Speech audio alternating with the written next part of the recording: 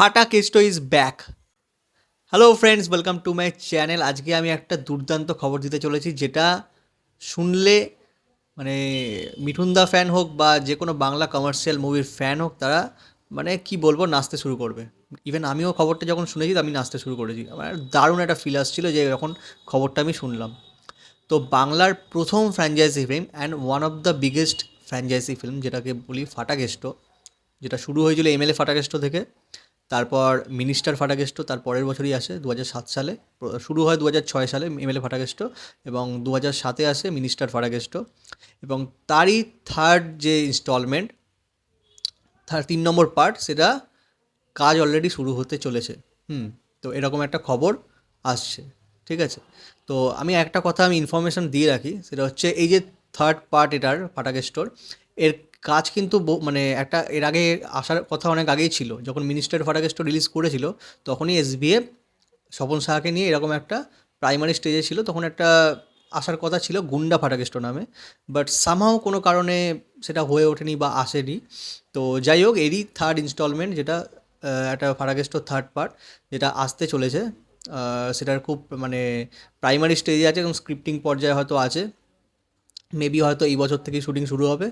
আর অনেকে বলা বলি করছে যে এটা পুজোর সময় আসতে পারে, বাট আমার সামাও কোনোভাবে মনে হয় না যে এটা এই পুজোর মধ্যে এটা কোনোভাবে চলে আসবে বা রিলিজ করতে পারে।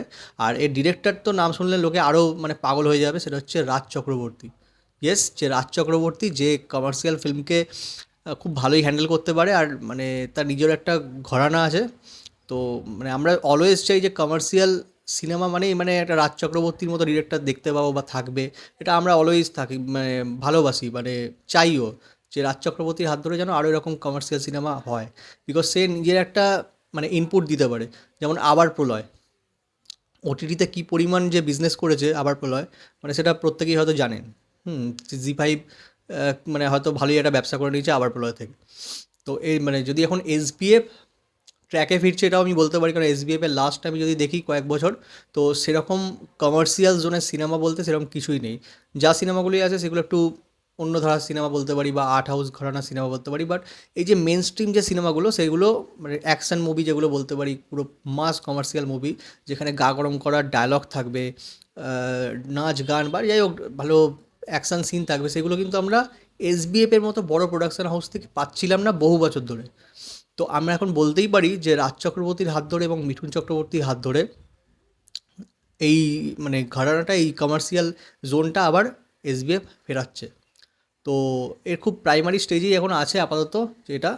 আর খুব সম্ভবত আরেকটা নিউজ যেটা বলতে পারি, সেটা হচ্ছে চৈতালি রায়ের ক্যারেক্টারটা করেছিল কোয়েল মল্লিক। তো যেটা আপাতত এই থার্ড পার্টে থাকছে না, চৈতালি রায়ের ক্যারেক্টারটা।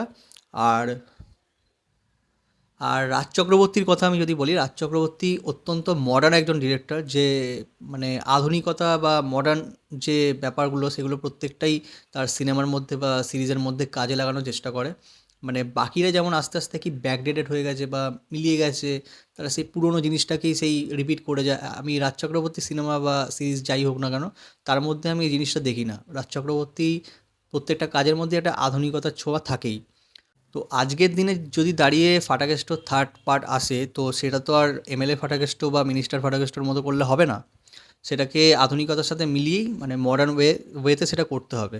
এবার সেটা রাজ চক্রবর্তী বা মিঠুন চক্রবর্তীর মতো তারকা যারা আছে, তারা কীভাবে সেটা হ্যান্ডেল করে, কীভাবে সেটা প্ল্যান করে, এসবিএফও কীভাবে সেটা মানে কতটা পরিমাণ বাজেট দেয়, সেটাও দেখার বিষয় আছে। তো মাস অডিয়েন্স যারা, তারা এক্সপেক্ট এটাই করবে যে মিঠুন চক্রবর্তীর মুখ থেকে যেন ওই সালা মারবো এখানে, লাশ পড়বে শ্মশানে, এরকম ডায়লগ যেন আরও বেশি পরিমাণে পায়। আর ইভেন শুধু এটাই নয়, এই যে বিভিন্ন যে রজতাভ দত্তর সাথে যেমন মিঠুন চক্রবর্তীর যে পরিমাণ ডায়লগ যে ছিল, ওইগুলোও কিন্তু মাস অ্যাপিল ছিল প্রচণ্ড। ওই ধরনের জায়গাগুলোকে যদি এরকম রাখা যায়, আর খুব ভালো ডায়ালগের সাথে, তো ডেফিনেটলি মানে প্রত্যেকটা মানুষের ভালো তো লাগবেই, হল ফেটে উঠবে, পাবলিক সিটি দেবে। আর এটাই বাংলা মাস অডিয়েন্সরা চায়।